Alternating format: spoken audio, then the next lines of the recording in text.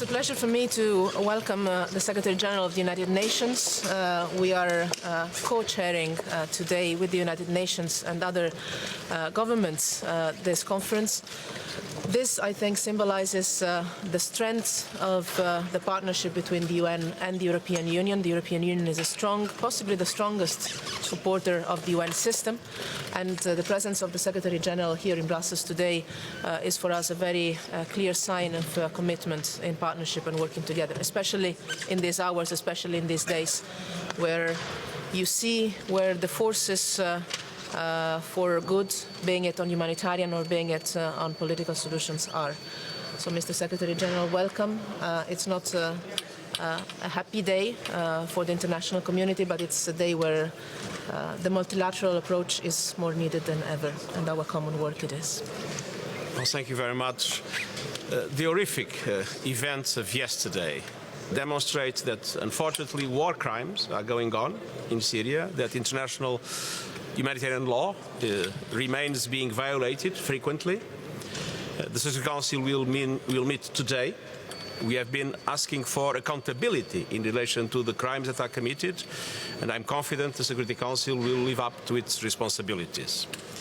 At the same time, these events only prove how important this conference is, how important it is to bring together the international community, to be able to put pressure on the parties to the conflict and on the countries that have influence on the parties to the conflict to put aside their differences and understand that there is a fundamental need to put an end to this horrific war.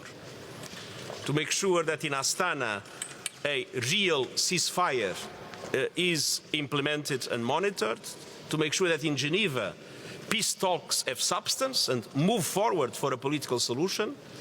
And at the same time, let's not forget the need for the international community to assume their responsibilities.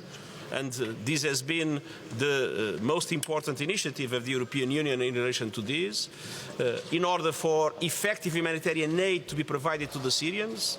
Syrians are suffering horribly inside Syria, and the Syrian refugees go on with very, very terrible situations. And at the same time, for the international community to express a much more effective solidarity to host communities, building their resilience, and to refugee hosting countries that need budget support, structural support in their investments in relation to water, sanitation, education, health.